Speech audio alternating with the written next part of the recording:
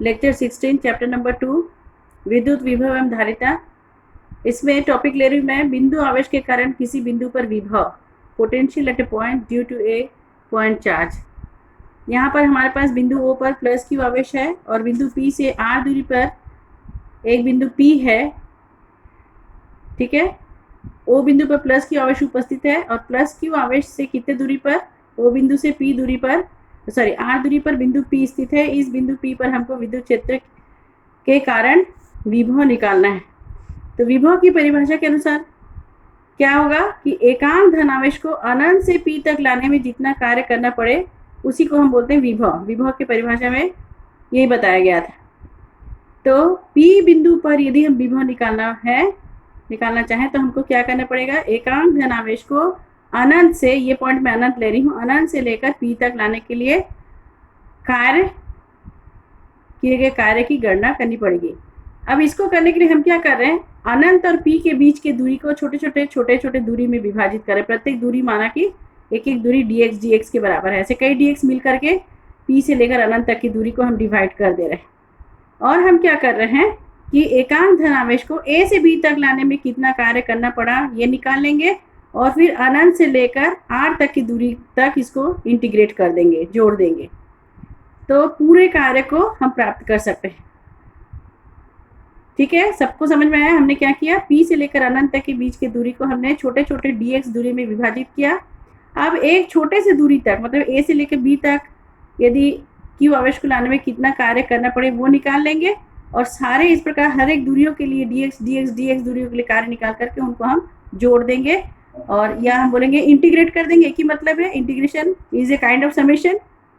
और उसमें हमारा जो लोअर लिमिट रहेगा वो अनंत रहेगा, अपर लिमिट क्या रहेगा, R रहेगा, बिकॉज O बिंदु से P बिंदु तक की दूरी कितनी है, R है। उसको हम इंटीग्रेट कर देंगे। तो सबसे पहले हमें एकांक धनावेश को अनंत से बिंदु P तक लाने में किया गया कार्य निकालना पड़ेगा। ऑलरेडी मैं बोल चुकी हूँ। प्लस की आवेश माना A पर है, हम प्लस की आवेश को A से B तक लाने में किए गए कार्य की गणना करते हैं। कार्य बराबर आप जानते हैं बल गुणित विस्थापन। बल का फॉर्मूला हम जानते हैं किससे, कूलाम के नियम के अनुसार 1/4 pi epsilon naught Q upon x square. Capital Q और स्मॉल q के बीच का दूरी जो है x हमने लिया है यहाँ पर, और विस्थापन कितना है, छोटा सा small distance, that is dx। ठीक है, अब परीक्षण आवेश को अनंत से P तक लाने में किया गया कुल कार्य W देखिए अनंत से लेकर R तक F डॉट dx मतलब बल गुणित विस्थापन F डॉट dx। अब यहाँ पे जो माइनस साइन आया किस लिए आया कि dx और f दोनों की दिशाएं क्या है, विपरीत है। यहाँ पर हम f की वैल्यू को रखते हैं -1/4 pi epsilon naught Q upon x square and dx। यहाँ पर चूंकि integration with respect to x है इसलिए बाकी जो टर्म्स है that is Q upon 4 pi epsilon naught, ये दोनों टर्म जो है कांस्टेंट ट्रीट होगा और केवल इंटीग्रेशन के अंदर कौन कौन रहेगा, dx and 1/x square. So W is equals to -1/4 pi epsilon naught Q integration from infinity to R, lower limit is infinity and upper limit is R 1/x square dx। x square dx का मतलब क्या है, infinity to R ऊपर ले गए तो x to the power -2 dx। Integration का formula आप सब जानते हैं, आप 11th क्लास में पढ़ चुके हैं इसको। Integration of x to the power n dx is equals to x to the power n+1 upon n+1। यहाँ n क्या है, -2। तो इस फॉर्मूले को अप्लाई करके हम सॉल्व करते हैं। -Q upon 4 pi epsilon naught x to the power -2 + 1 n+1 upon n-1, that is -2 + 1 and the lower limit is again infinity and upper limit is R। अब देखो यहाँ पे -2 और +1 क्या हो जाता है, -1। ये माइनस क्या हो जाता है, इस माइनस के साथ एब्जॉर्ब हो जाएगा, या minus and minus will become plus. So it is 1/4 pi epsilon naught Q and it is x to the power -1 means 1/x। फिर upper limit and lower limit. अब हम क्या करेंगे, इस x के जगह पे अपर लिमिट रखेंगे माइनस, फिर क्या करेंगे x के जगह पे लोअर लिमिट रखेंगे। ये आप सब जानते हैं, upper limit minus lower limit.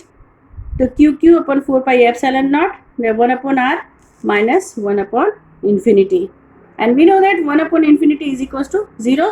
So this will become W is equals to Q upon 4 pi epsilon naught 1/R। हमने अब क्या निकाला कि प्लस Q आवेश को अनंत से P तक लाने में किया गया कार्य निकाला। ये हमारा विभव नहीं है, हमारा विभव क्या है, इकाई आवेश को अनंत से पी तक लाना, ये हमारा कार्य है।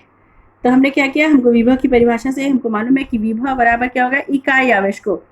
तो यदि Q आवेश को लाने के लिए W कार्य करना पड़ा तो इकाई आवेश को लाने के लिए कितना कार्य करना पड़ेगा, W अपॉन Q, और यही क्या कहलाता है, V, विभव। सो विभव V is equal to W upon Q। आप इस वैल्यू को रखिए, W की वैल्यू को रखिए, Q और Q कैंसिल हो जाएगा and we will get V is equal to 1 upon 4 pi epsilon naught Q upon R।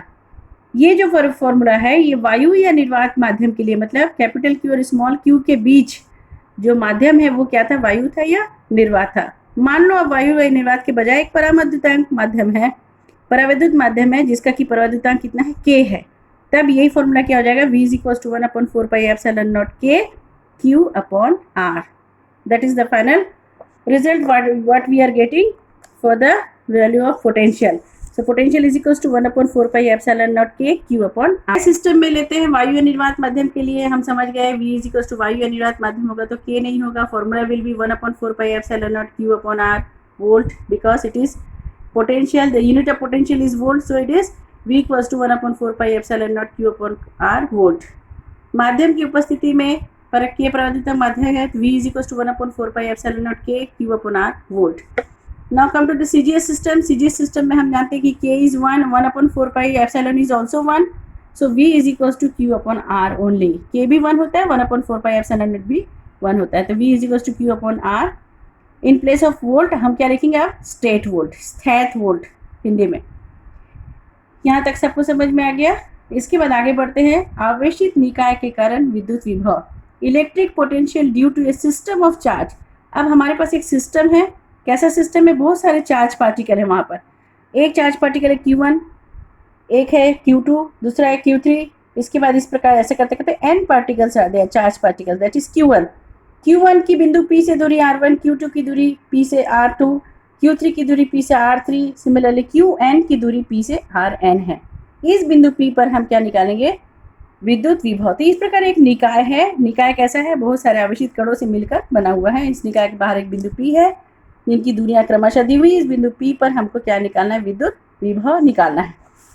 इसके लिए हम क्या करेंगे, Q1 आवेश के कारण बिंदु P पर विभव, हम विभव की परिभाषा के अनुसार यह विभव का सूत्र हम जानते हैं। सो सपोज कि Q1 आवेश के कारण बिंदु P पर विभव कितना है, V1 है। So V1 is equal to 1 upon 4 pi epsilon naught, Q upon R की जगह पे हम क्या रखेंगे, Q1 upon R1। Similarly Q2, Q3, Qn के कारण बिंदु P पर विभव लगातार लिखते जाएंगे, V2 is equal to 1 upon 4 pi epsilon naught Q2 upon R2, V3 equal to 1 upon 4 pi epsilon naught Q3 upon R3 and the last one is Vn is equal to 1 upon 4 pi epsilon naught Qn upon R1। और समस्त आवेशों के कारण बिंदु P पर कुल विभव या परिणामी विभव क्या हो जाएगा, V is equal to V1 plus V2 plus V3 up to Vn तक। क्यों, क्योंकि हमको मालूम है विभव जो है अदिश राशि है, तो योगफल में 1 अपॉन 4 पाई एप्सिलॉन नॉट बाहर आ जाएगा as a common term, Q1 upon R1 plus Q2 upon R2, Q3 upon R3 plus plus the last one is Qn upon Rn। And in general हम इसको कैसे लिखेंगे, जनरलाइज करके 1 upon 4 pi epsilon naught summation over Qi upon Ri and I starts from 1 to n। देखिए पहला यदि I 1 है तो फर्स्ट टर्म आएगा, I जब 2 है तो सेकेंड टर्म आएगा, I जब n है तो लास्ट टर्म आएगा। सो एक जनरल वे में हम क्या लिख सकते हैं, V is equals to 1 upon 4 pi epsilon naught summation over I is equals to 1 to I is equals to n Qi upon Ri। This is the potential due to a system of charge.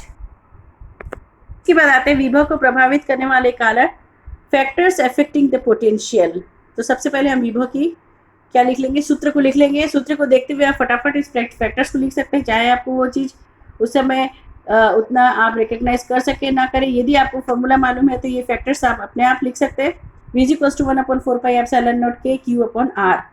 First factor is आवेश की मात्रा, means सब देख रहे हैं आप कि ये क्या है, न्यूमरेटर में उपस्थित है Q, अंश में उपस्थित है, so V is directly proportional to Q, अर्थात Q का मान अधिक होगा तो V का, मैंने देखो एरो मार्क लगाया ऊपर की तरफ, मतलब बढ़ रहा है।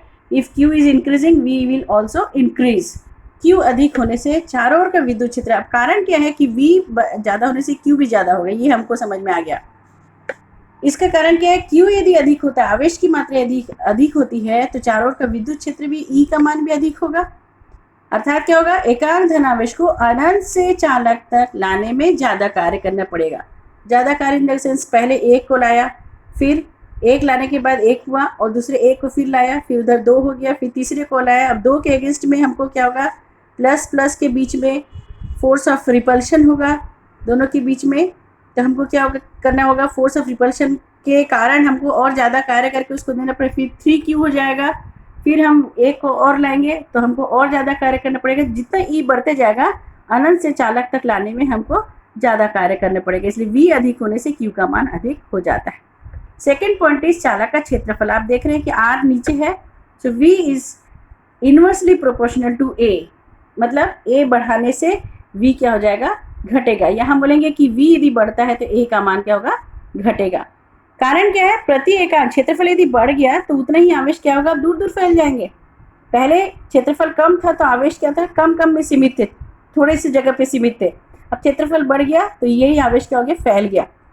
तो क्या हो गया, फैल गया मतलब ज़्यादा क्षेत्रफल मिला उसको, तो प्रति एकांक क्षेत्रफल पर आवेश की मात्रा क्या हो जाएगी, आवेश की मात्रा कम होने लग जाएगी। आवेश दूर दूर हो जाएंगे प्रति एकांक पर। पहले ज़्यादा होते थे, सघन था, अब विरल हो जाएगा। तो प्रति एकांक क्षेत्रफल पर आवेश की मात्रा कम होने लगती है, इसलिए V बढ़ाने से A का मान कम होने लगता है। आप थोड़ा सा इन चीज़ों को एलेबोरेट भी करेंगे, इनको डिस्क्राइब भी करते जाएंगे साथ साथ। थर्ड पॉइंट इस आवेशी चालक के समीप अन्य चालक की उपस्थिति। अन्य चालक यदि उपस्थित होता है, आवेशी चालक के समीप कोई अन्य चालक यदि है तो विभव का मान कम हो जाता है। देखिए कैसे, ये एक चालक है, इसके सामने एक अन्य चालक, हमने ये चालक कैसा है, ए चालक, ये धनावेशी चालक है, हमने इसके सामने एक अन्य चालक लिया है। तो इस चालक का दो पृष्ठ, एक बाहरी पृष्ठ और एक आंतरिक पृष्ठ। ए के सामने इसका आंतरिक पृष्ठ बेस ज़्यादा पास में है, तो क्या होगा, ये पॉजिटिव है, इसका उल्टा चार्ज होगा, प्रेरित होगा। ये प्रेरण की घटना है, अगले वाले चैप्टर में इसको और डिटेल्स में पढ़ेंगे। चूंकि ये प्लस है तो इधर आकर ये माइनस हो जाएंगे, मतलब कौन सा पृष्ठ जो कि ए के समीप है वो क्या हो जाएगा, ऑपोजिटली चार्ज हो जाएंगे, प्रेरित हो जाएंगे, विपरीत आवेश प्रेरित हो जाएंगे। ये विपरीत आवेश क्या करेगा, इन आवेशों को, इन धन आवेशों के प्रभाव को कम करने का प्रयत्न करेगा। इसके कारण क्या होता है, विभव कम हो जाता है। द फोर्थ पॉइंट इस चालक के परितः माध्यम। माध्यम यदि है तो क्या हो जाएगा, आप ये अच्छे से जानते हैं, शुरू से बताया मैंने कि यदि बिना माध्यम के वोल्ट कितना था, V वोल्ट था, तो माध्यम यदि आ जाता है तो V/K हो जाएगा, अर्थात पहले से विभव कम हो जाएगा, 1/K टाइम्स हो जाएगा या K भागित हो जाएगा।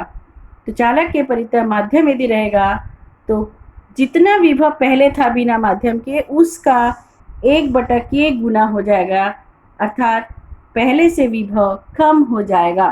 तो ये सारी बातें जो है आपको विभव को प्रभावित करने वाले कारक आपको पॉइंट वाइज तो लिखना ही है, साथ साथ इन सब चीज़ों को आपको शॉर्टली एक्सप्लेन भी करना है। और इसमें सबसे इम्पोर्टेंट क्या है कि आपको विभव की परिभाषा और उसका फॉर्मूला आपको याद रहे, ताकि आप ये पॉइंट को, जो पॉइंट्स ऊपर में है, जितने राशियाँ ऊपर में है वो डायरेक्टली प्रोपोर्शनल होंगे, जो राशियाँ नीचे है वो इन्वर्सली प्रोपोर्शनल होंगे। ऐसा करके आप इन चीज़ों को लिख सकते हैं और इन चीज़ों को शॉर्ट में थोड़ा सा आपको एग्जाम में समझाना भी है, ठीक है। इसके बाद मैं आप लोग को असाइनमेंट के रूप में 2 क्वेश्चन दूंगी और इन क्वेश्चंस को आप सॉल्व करके मुझे व्हाट्सएप करेंगे। Thank you.